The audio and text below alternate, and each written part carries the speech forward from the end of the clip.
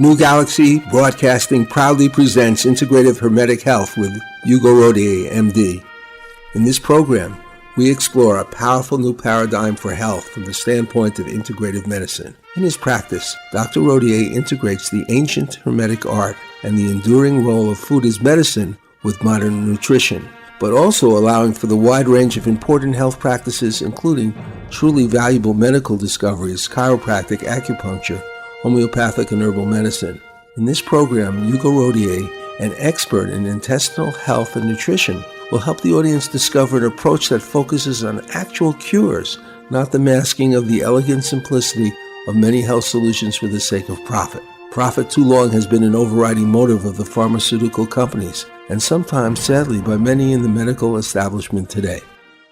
This is Johnny Bluestar. My company, New Galaxy Enterprises, specializes in the creation of media and promotional content like novels, nonfiction books, screenplays, press releases, articles, web content, etc. Our experience in creating a variety of products like this is rather vast. We offer client-based and collaborative products. Also, we offer active investors the chance to join us in the creation of proprietary products. For more information, go to newgalaxyenterprises.com or contact me at johnnybluestar@gmail.com.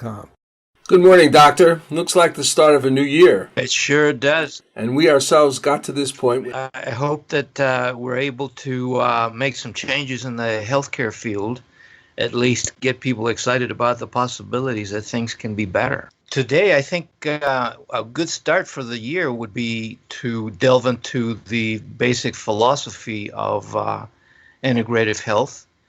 And we can do that by looking at the past, and a great example of what we can do is to imitate Leonardo da Vinci. A lot of people are familiar with the blogs that I put on my website on a weekly basis, and the blog for this past week was a New Year's wish, which is that we develop a more tolerant attitude. And I think in order to do that, we need to respect other people, other people's beliefs, other people's thoughts, ways of living, science, philosophies, etc., while still maintaining a strong foothold in our own beliefs. Of course, by that interaction, we begin to modulate our own ideas by the free interchange of ideas with people we tolerate, with people we respect.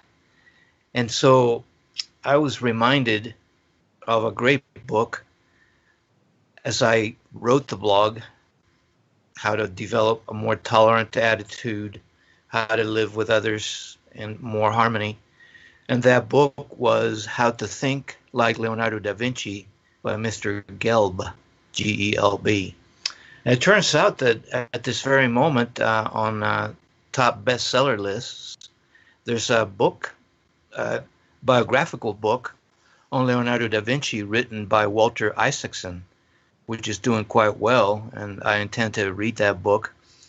So I'm excited about reviewing these very basic principles that have been there since the dawn of mankind. And of course, we're not gonna. The chances of us becoming just like Leonardo da Vinci are pretty low, but hey, we can try. But the very basis of his thinking was to integrate both parts of the brain, both parts of our personality, and we touched on this very philosophy last time we were together, Johnny, when we talked about strength and wisdom, right and wrong, male, female, those very basic principles of thought that we see in all philosophers. And so the beauty of Leonardo da Vinci, and I use that word with a lot of intent, beauty, was that he was able to integrate these polarities of thought, strength and wisdom, male and female, heart, brain, all those things that we covered a little bit.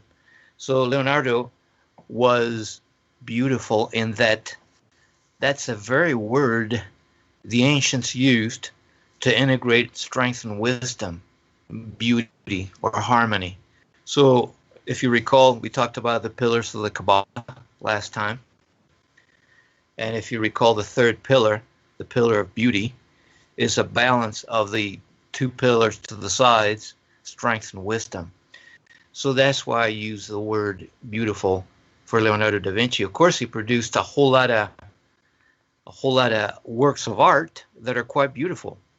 And of course, we can all think about Mona Lisa and a whole lot of other amazing works that are revered today.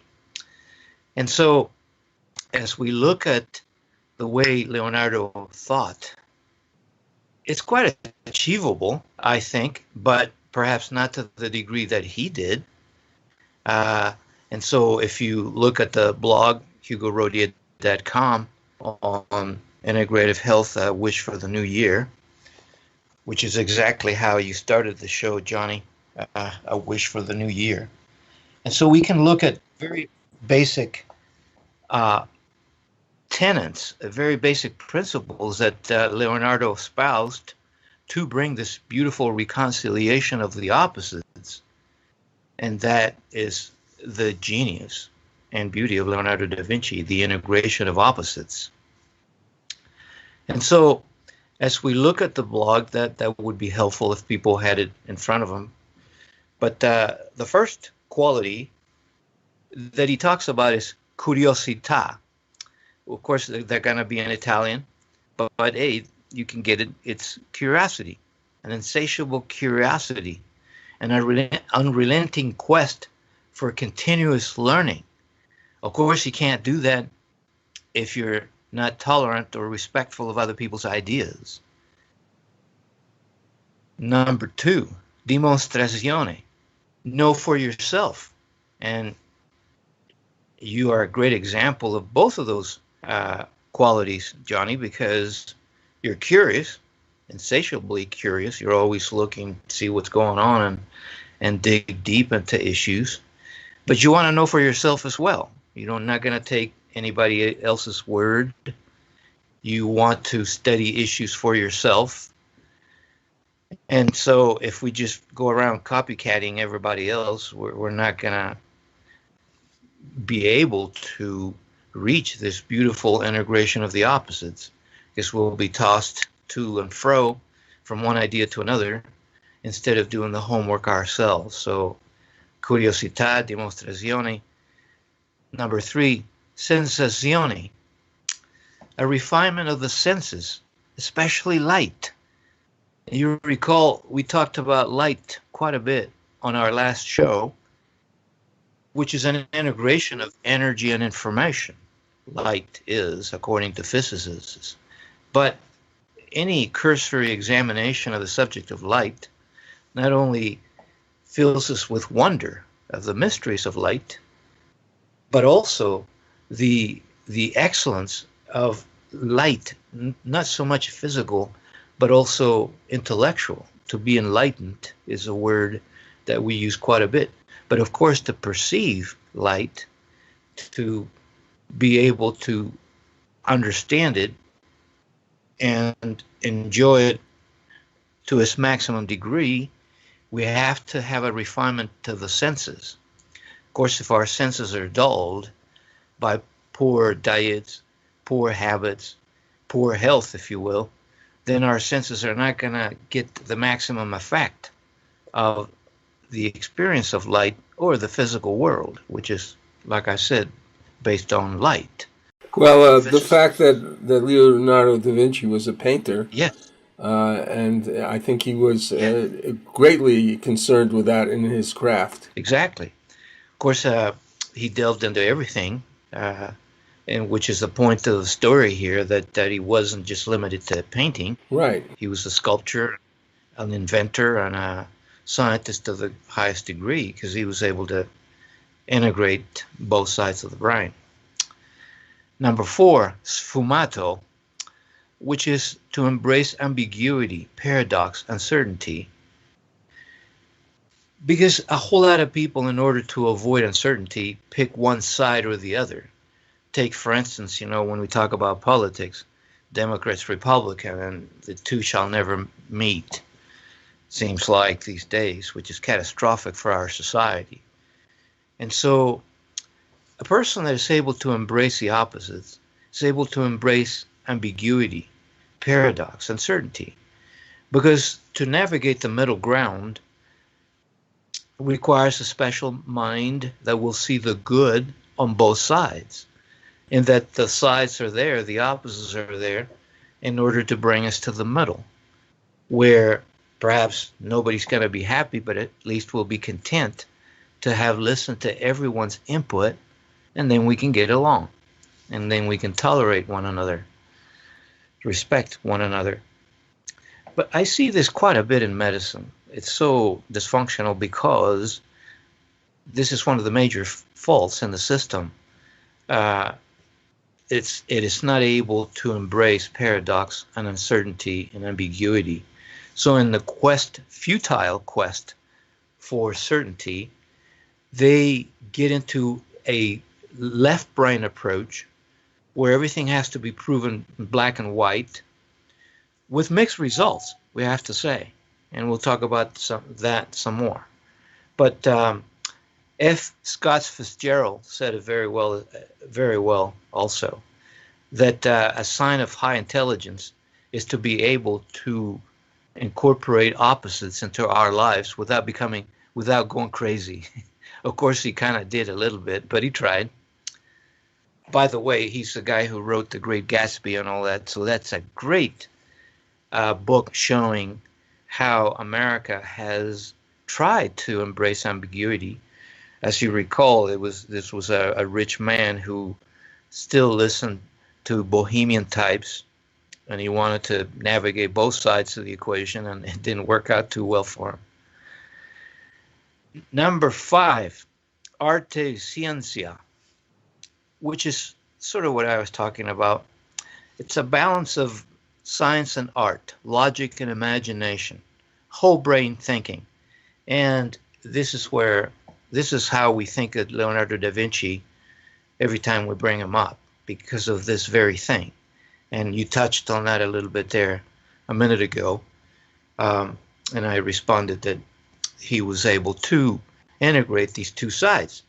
And as you know, you can find scientists who totally disregard imagination, the artistic side. And then you can find artists who have no clue about the sciences, and you can see that we're just not going to do well if these people are able to get away with their polarized thinking, which happens all too often in our society.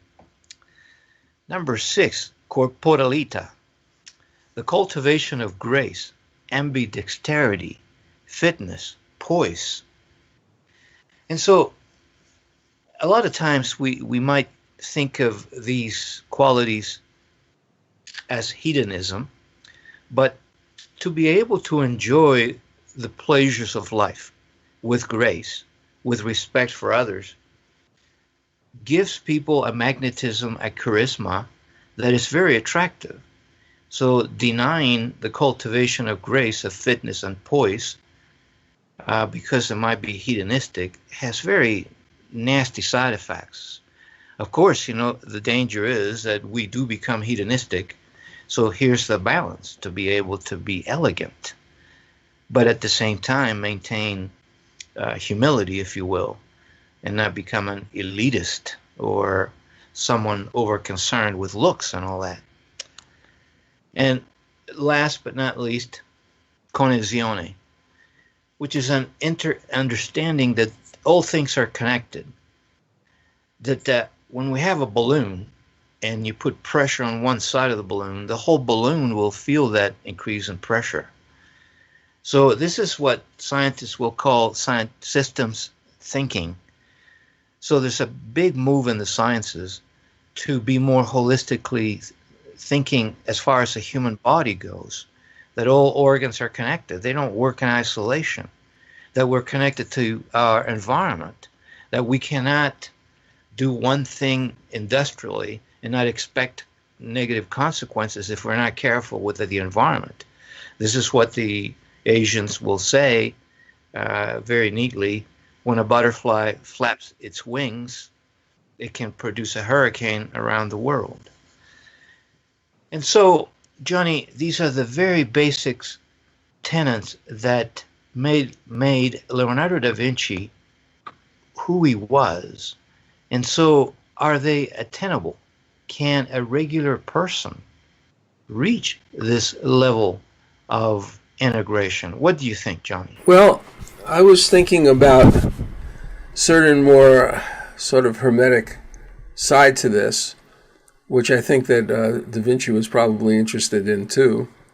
And that is that I'm just going to say, to start out with, if you take your fist or both fists and you cross your arms with them, you'll be in a certain, I would say, it will change your direction, your mood. Now, if you take those same hands and you spread your palms and put them open and sort of go into a more supplication posture, it will change your mood. And what has this got to do with? Well, it has to do with the integration and the separation of the hard and softer elements of personality, of compassion and severity. Now, in the Taoist yoga, which is a form of yoga, the back of the body has a channel called the channel of control. And the front of the body has a channel called the channel of function.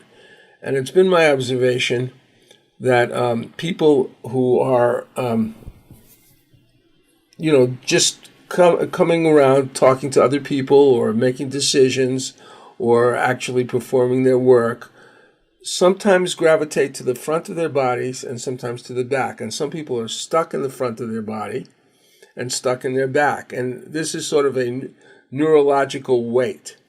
And actually people's personality, to one extent, in a very crude way, can be divided between being sort of a hard personality or severe personality and a soft personality.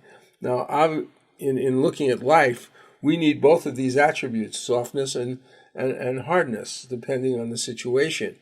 But I think besides the actual thinking of, in a hard and soft way, it's sort of the personality as a whole, comprising one's sensations, one's feelings, and one's thoughts, and even one's spirituality can be divided in this way, and the trick is to integrate it. And that is possible to an extent with ordinary techniques, with ordinary understanding of yourself, with possibly with therapy or with exercise. Just people integrate in different ways. But in a more refined way, a more spiritual way, there's very specific ways of creating this integration, which is extremely important if one wants to live in a world where you're in contact with spirit. Okay, well, what I'm hearing is that you're giving a specific example to the general premise that Da Vinci brings up with those 7 Italian points, if you will. And so, yeah, thanks for that. So basically, you have put a fine point on how one can start doing that with a simple technique. So there are different levels of integration, and this, what he's talking about, I think, is very, very fundamental, important, and you can't build on a foundation of integration, of integrating yourself and knowing yourself without these elements. Yes, and that goes to a very interesting point that the Greeks emphasized quite a bit. If we go to Delphis, the Temple of Delphis, there's a nice refrain right above the entrance to the temple, and that know thyself. Gnotheseoton, know thyself in Greek. So, in one of the main issues about knowing ourselves is to know that we're dual creatures, good and evil, virtue and vice, as above, so below, spiritual, physical. And so if we don't integrate these forces, there can be a lot of disharmony in our souls and our bodies, etc. In fact, that's what the word health means, to harmonize. Well, I think that we should get into this in more detail in preparation for this next year, which is going to be definitely challenging. But right now, let's take a break. All right. This is Johnny Bluestar, CEO of New Galaxy Enterprises, a media content development company. The original productions by Amazon, Hulu, and Netflix in particular has opened up a new and powerful form of television that has both global income and still unexplored profit potential as convergence between offline and online media continues to blossom. We can help persons needing creative help to turn their ideas for television pilots into actionable, marketable scripts. There's probably nothing more exciting in the field of entertainment than these new vistas online, as that capacity crosses more and more to the big screen, and the opportunities for instantaneous online projections of any type of media in that perennially popular venue. To learn more about New Galaxy, see samples of our work, or talk to us about your project, please go to www.newgalaxyenterprises.com and fill out the contact form. Dr. Hugo Rodier has published 4 books on health issues covering practically all chronic health problems.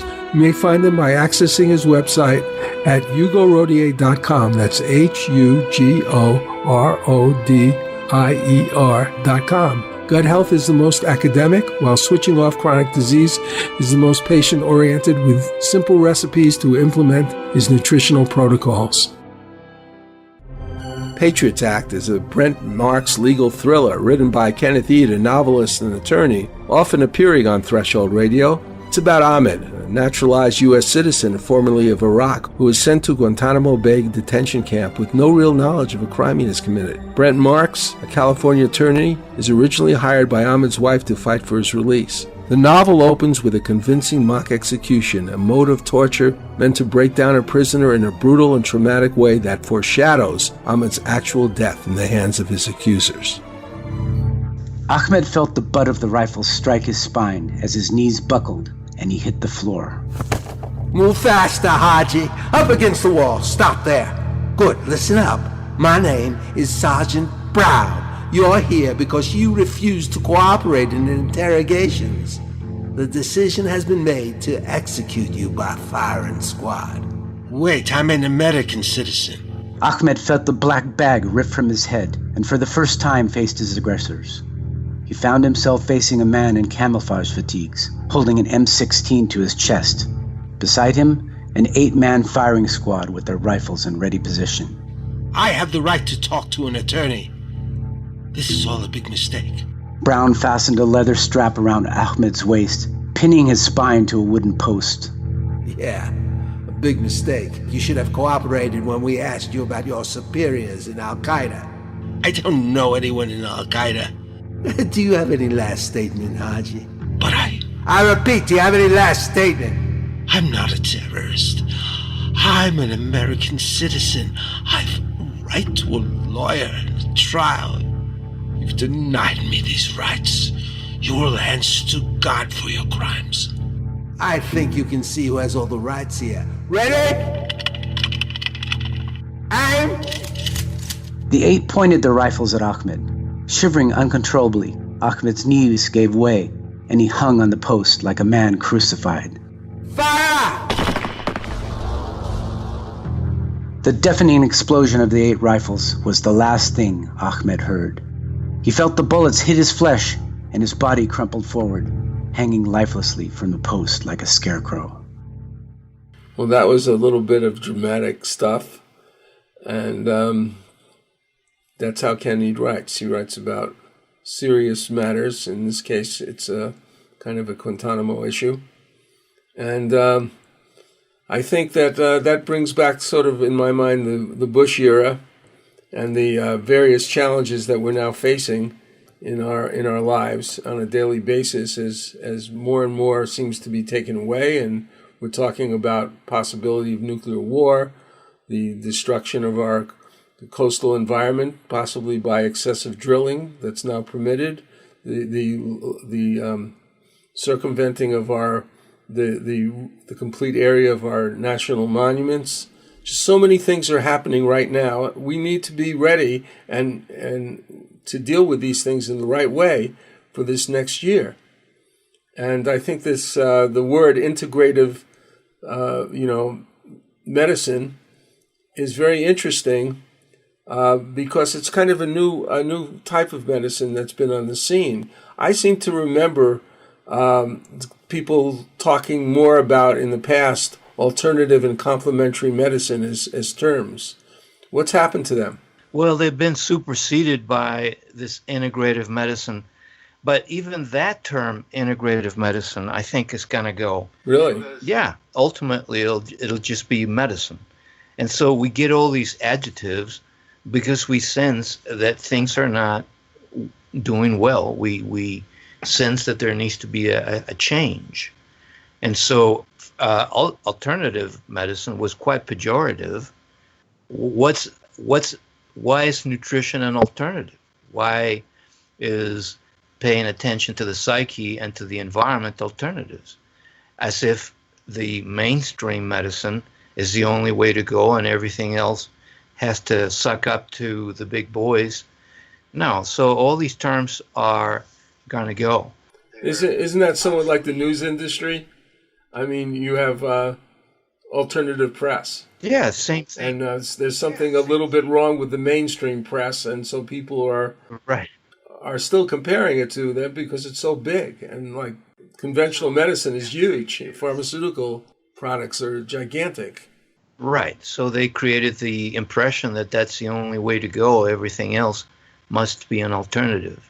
So these are defects of a failure to integrate. And it's interesting because the same debate is going on within integrative medicine, doctors like me. And it turns out that the same issues are seen within the movement. Really? The issue of strength and wisdom. Oh, yes. That's just human nature. So every time you go anywhere, you're going to see a polarization of Democrats, Republicans, money, heart, environment, industry. It's always the same. It's like the French say, plus ça change, plus c'est la même chose. The more things change, the more things are the same. In fact, Ecclesiastes in the Bible made a meal out of that. There's nothing new under the sun. Right. Nothing new under the sun. So we see the same things. In fact, there's a whole lot of docs within the integrative health movement saying that this is the way to go, that we need to empower people in a practical, fairly inexpensive way to take care of themselves and teach them very basic principles about nutrition, the environment, getting along with people, relationships. How expensive can that be if you just teach people? But then those are the docs who militate more to the right side of the brain, the more female, the more wisdom type part of the brain. And then you have the doctors who embrace the integrative medicine movement more from strength, from the left side of the brain, from the more male side of the brain. These docs are into money. They have big clinics. Doctors get sucked into these clinics. They spend thousands of dollars. They get a bunch of supplements and no empowerment whatsoever. In fact, these clinics are quite happy to prescribe a whole lot of hormones because they're more more organic, if you will, more physiologic, if you will, without regard to consequences or standard testing. And there's a place for that type of medicine. But what's going on here, and it's just that they're not integrating truly what Leonardo da Vinci, the discussion we had about those very basic principles. And so that recalls a very, very telling scripture by the Master, Jesus Christ, when he tells people, you cannot put new wine in old bottles. Right. And that's so insightful. So here's a bunch of doctors who get a new thing, integrative medicine, and try to put it in an old system, in an old bottle. Mm-hmm. The system of making money, the system of not teaching people, the system of herding people through clinics and rushed visits with an army of ancillary people to help them with insurance billing, with excessive testing. And so they're putting new wine in old bottles. It's not going to work. And so daily I see patients who have been to those clinics. They have spent a lot of money, are no better for it. And so, yeah, we need this debate to continue. And it's not going to be solved unless we develop a tolerance and respect for each other's points of view so that we can find something in the middle. You know, I was thinking about the sort of the cultural positioning of this new movement, which I know, as a movement, I know very little about it. I do believe that perhaps you would think Andrew Weil would be an example of a more well-known doctor who was basically into this point of view. Am I correct? Yes and no. I think he's an example of integrative doctors that became too big and too commercialized. Okay. So, yeah, if you go through his program, you'll spend days there, spend thousands of dollars. And so they're trying to put new wine in old bottles. And I think the real changes will take place one-to-one to truly inspire people, the patient, to see how simple it is and not to rip them off and want to spend so much money. See, what happens is that, a great article came out in the Mayo Clinic, Hurtling Down the Road to Ruin. This good reporter showed how walking in a clinic, these big clinics, they have to write up a whole lot of orders. They have to do a lot of testing to keep the doors open. And so a lot of people get, for instance, the reporter talks about just about everyone getting a colonoscopy, which is totally overdone.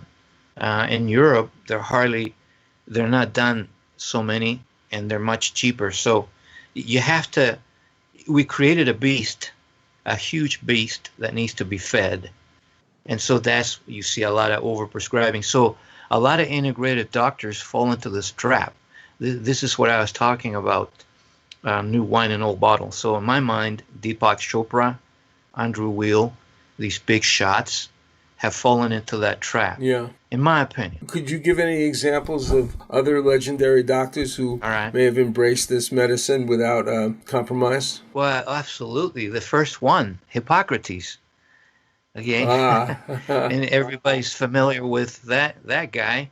Tell me what he said. Remember? Food is medicine. Yeah, food is the best medicine, exactly, which was echoed by William Osler, a humble physician from Canada, thought to be the father of modern medicine. He said the same thing, food is the best medicine. And you know what? This guy was the president of the American, the British, and the Canadian Library Associations. So in my mind, he came pretty close to a modern Leonardo da Vinci in the medical world. So a lot of respect for those guys. As far as modern docs toiling today, well, if they really get it, they're going to be toiling in obscurity because they have understood that it's not about them. It's about the patient. It's not about making money. Anyway, that's my take on it. And so I have a jaundiced view of over-commercialization of these very basic principles. Well, don't you think that really fits into a lot of different disciplines where people... absolutely. Where people who are well-known have kind of cannibalized a lot of the good stuff, but have integrated it with the over-commercialization of their message. Exactly. In fact, here's a good article in the New York Times Magazine, clear back in 2009. Stop Your Search Engines, the title of the article. And he uses the analogy of Ulysses, how he had to plug his ears with wax so he wouldn't hear the sirens singing, because he knew his goose was cooked. If he heard them, he'd just jump overboard and die. And so he knew that he had to avoid listening to him, and he put that wax in his ears. Well, this is very much what's going on today. There's too much information, too much testing, too much surfing the internet, and they're thereby missing out on the simplicity of true knowledge. I tell you, the sure sign of hitting the right mark is simplicity. Einstein was really good about that. You might think of him as a very complex thinker, but really, he was so good because he struck at the heart of the matter and he espoused simplicity. So I don't think guys see it in the system today. We make things complex to snow the patient so they think they're getting something really cool because they don't understand it. When the opposite should be the way to do it. Explain the simplicity of what we're going to do here so that you, the patient, can embrace it and run with it and fire me and not see me anymore. Oh, that would be a shame, though. Yeah, that'd be terrible. There's another article that I want to highlight. Journal Lancet, 2006. Where are all the philosophers when we need them? So, what's this good doc doing writing about philosophy in a medical journal? Well, it tells me that he has understood these very basic principles of uniting science and art, left brain, right brain. Okay? And so I would answer the question, they've always been with us. It's just that they get ignored. And take, for instance, our own democracy, our own republic. Where are the philosophers who understood this integrative thinking? In my mind, the first two that were able to bring this kind of thinking to America were the transcendentalists, Henry David Thoreau and Ralph Waldo Emerson. Uh-huh. I've read their work, and if people have not read these two Americans, they have nothing to envy any other philosophy in the history of the world. Of course, they said it in a very American way, but they talked about the very same things we're talking about today. All right? Of course, Thoreau had a little more trouble because he became a bit of a hermit there for a while. Emerson was a little more balanced in that he was able to live in regular society. But Thoreau got it later in life when he matured a little bit more. But we're talking about humanism. And that's a huge word that I think deserves a lot of time because it's quite misunderstood. A lot of people are scared of humanism because they might be over-religious. So, look, you and I, Johnny, we're always talking about humanistic and religious ideas, and we go back and forth without making any distinction because we've been able to see that they're just two sides of the same coin. Yeah, and there's great value in both sides and seeing their connection, of course. Right, so I just took a minute there to talk about the word because some people get scared when they hear it. But all it is a respect for human nature, human values. And so here's a great article in the JAMA 2015 of Science, Humanism, and Medicine. The good doc says that we've strayed too much into thinking of people as bodies. You know, it lets you do a test, see what your kidneys are doing, and sure, that's all well and good, but it's a little bit cold, you know, when we don't look at the individual as a person. What are that person's beliefs? What's your diet? Who do you hang out with? Et cetera, et cetera. And so I think embracing these simple concepts, again, you know, corporalita, arte, ciencia, et cetera, it's a good start. You mentioned a technique of crossing your arms and all that. That's another good tip to start down that path in this new year, attempting to see the whole picture. Well, we're going to take a break now. We'll get back to trying to integrate ourselves before this show ends. This is Johnny Bluestar, CEO of New Galaxy Enterprises, a media content development company. Want to write a book but don't want the challenges of developing time-consuming social media platform, costly private book promotions, complex email campaigns, and advertising commitments? If you write a book about your business, you don't need a mass audience. Focus on prospective clients with the best business card there is, your own book. To learn more about New Galaxy, see samples of our work, or talk to us about your project, please go to www.newgalaxyenterprises.com and fill out the contact form.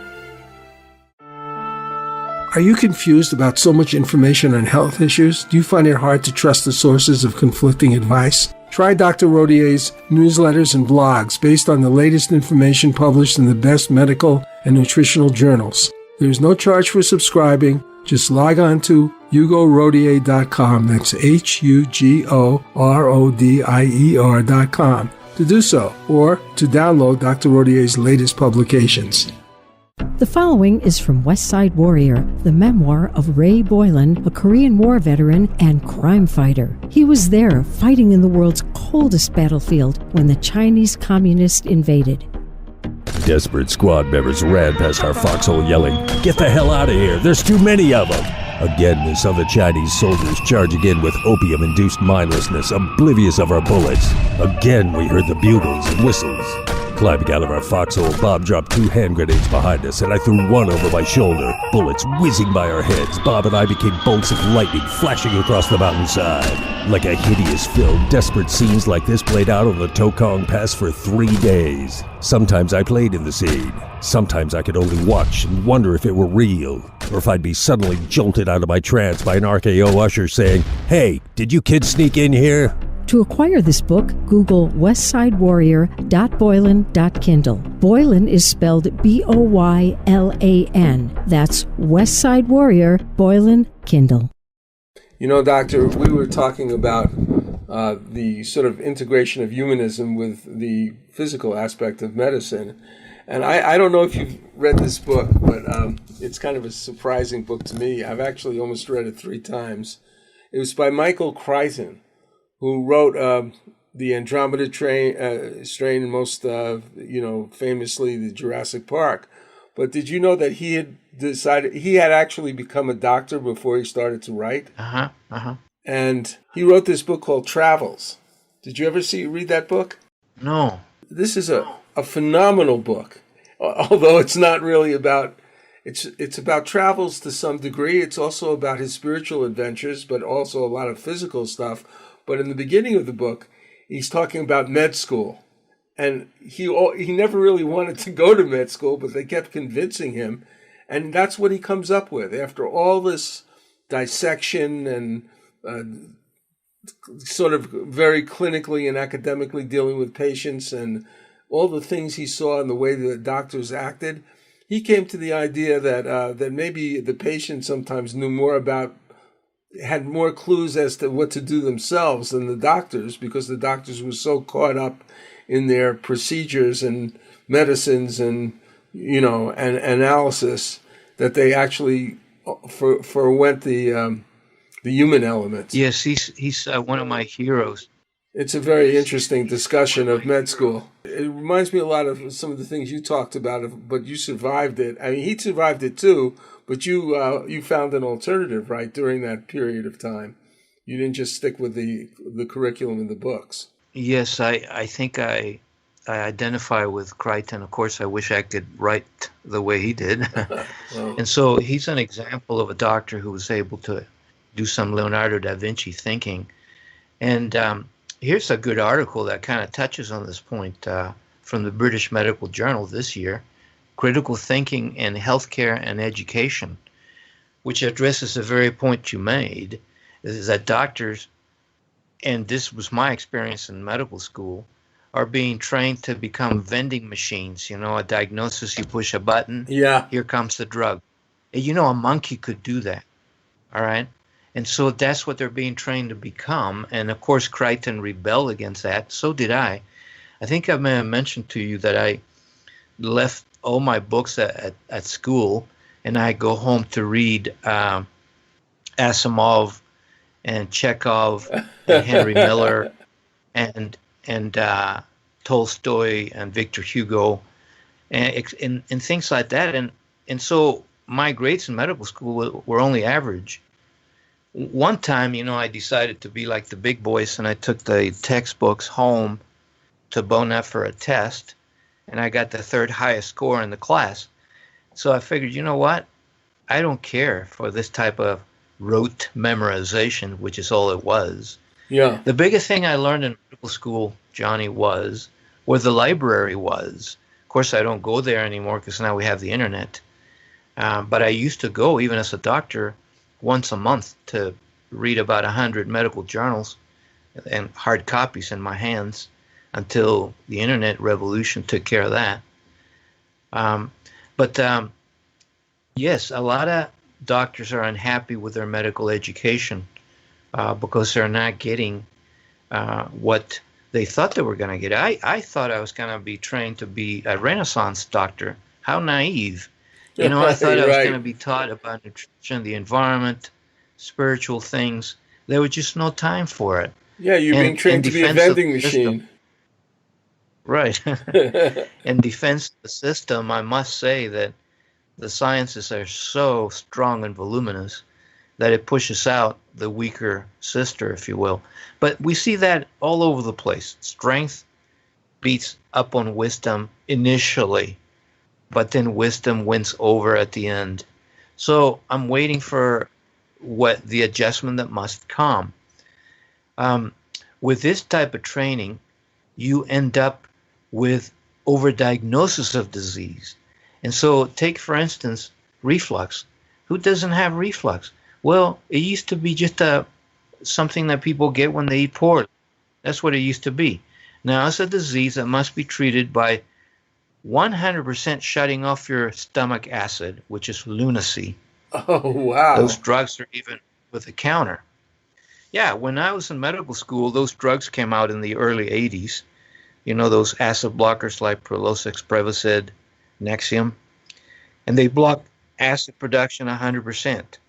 We were pretty happy with Zantac and Tagamet, which block acid only partially when people are having ulcers and all that. So we were told that you don't want to block acid 100%. It's not good. You're not going to digest food properly. Sure, I got it. And they're only prescribed by specialists in the most dire of cases, you know, a bleeding ulcer in the hospital. Now those infernal drugs are over the counter with no prescription, with terrible side effects, including heart attacks. Yeah, look it up. Well, that's what happens when you block the poor processing of food, not just heart attacks, but all kinds of dysfunction throughout the system. And so a lot of diseases get diagnosed when in reality are just minor inconveniences of daily living, particularly when you're under stress, toxic, and eating poorly. So instead of teaching people these basic things, which took me about a minute to tell you? Yeah. We just give people a drug to go on their way, and then they'll come back for the drug, of course, for a refill. And then who gets better? No one. You know, that's why I was really glad to see a great article in the JAMA. Yeah, that is 2013. Nice. Yeah, this terrific article. The title of the article, Bridging the Divide Between Health and Healthcare. The title right there tells you that our system has nothing to do with health. It's a disease care system. But, you know, I don't like to quote very much, but this is such an amazing article. I got to quote a little bit, okay? Of course, go ahead. Healthcare delivery accounts for only 10% of preventable death, with the remainder attributable to personal behavior, social and environmental determinants, and genetic predispositions, quote unquote. What is it telling you? That all the money you spend, high premiums, thousands of dollars, excessive testing, excessive prescribing, only prevent 10% of deaths. What about the other 90%? The article tells you that's personal behaviors, how you eat, how you interact with people, how you relate to the environment, etc. And so that's the 90% that I trouble myself with and try to teach patients in short visits. You don't need to be a genius to get it. All you need to be is willing to empower people to understand these very basic truths that are so simple. I had a patient tell me it's too simple, can't be true. So I had to blog about complexity and simplicity, which is something every philosopher has tackled. And so to me, the mark of a bad philosopher is when I don't understand him.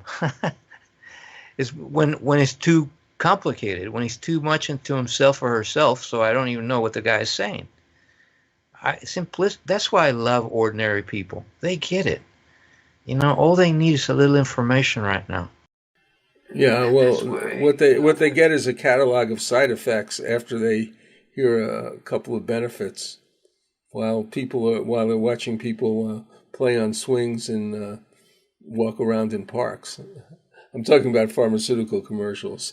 Yes, an article came out in the JAMA this year. The title of the article, "Breaking the Rules for Better Care." My roguish mind, kind of loved it, and people might misunderstand. No, but it's about how we need to think outside the box, how we need outsiders with their new ideas come into the system, which is rigid, glacial in its change, and inject some new blood. Now, I would keep in mind, and I would tell the author of these articles, you can't put new wine in old bottles. So I blogged about this years ago. That true change, Johnny, happens only when the old guys die. Because the old guys are just too entrenched. They're not going to let go of the marbles. They want to keep the marbles and play with them. They're not going to share. They're not going to change. And so with all due respect to old people, it's not coming out right. That's right. It isn't. Yeah, well, you know what I mean. Yeah, they've had their day in the sun, and now let the new guys come in apply new ideas and new bottles, put new wine in new bottles. I know you're reading still a lot of journals, and I was wondering, as we're talking about this, I'm thinking of how mainstream news sources deal with alternative news sources, largely ignoring them, but sometimes bringing them up in a very disparaging way just to get them out of the way. And I wonder how is the sort of mainstream medicine literature and so forth media dealing with integrative medicine? How are they ever talking about it? Yes. In a good or bad way? No. Many articles are coming out saying that we need to be teaching literature in medical school. Really? Yeah. And here's one, American Journal of Medicine, 2014. I'll quote from it. The title is My Recent Reading List of Non-Medical Books.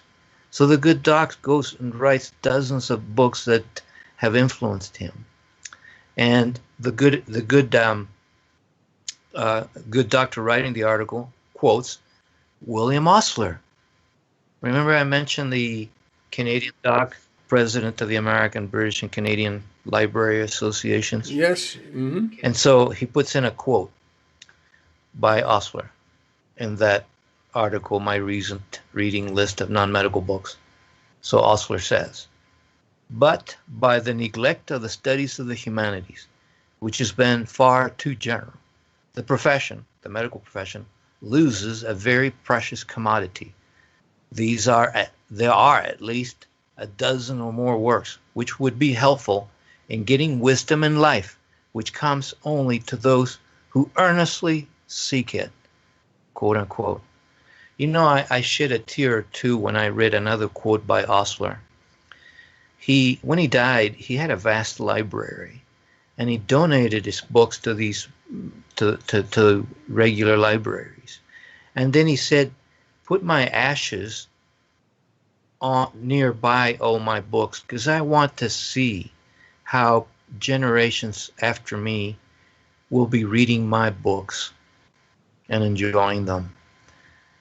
And this is probably a good time to tell you the books that have touched my heart, and you can share your own list, if you will. But the top two books that have shaped my life are one, Les Miserables by Victor Hugo, and two, The Little Prince by Exupéry. The lessons of those books are incredible. In fact, a lot of religious leaders have put those two books clear at the top with the Bible.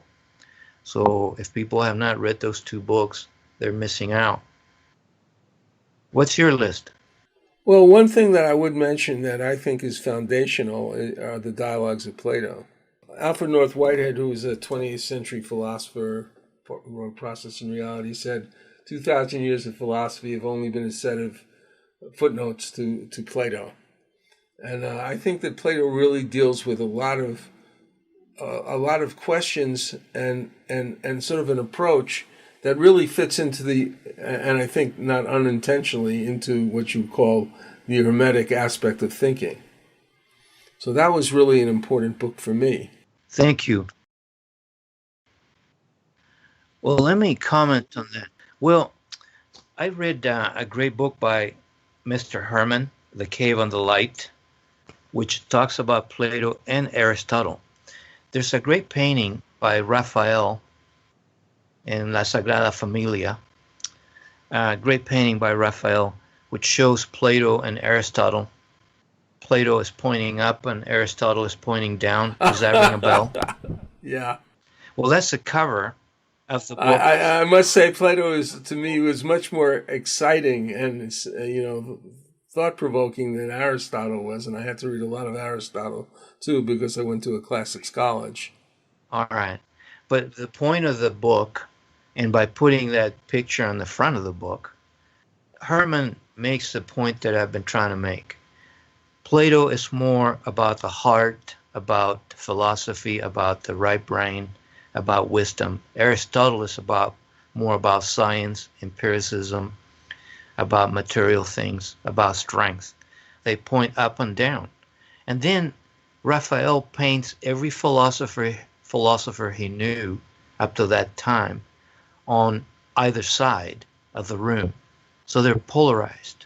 The point that Raphael makes and Herman makes in that great book is that they're both right, that we need to integrate strength and wisdom, yes, science and art, the heart and the physical, etc., etc. In fact, here's a great article that does the same thing from the Mayo Clinic Proceedings, 2013. Title of the article, Empiricism and Rationalism in Medicine.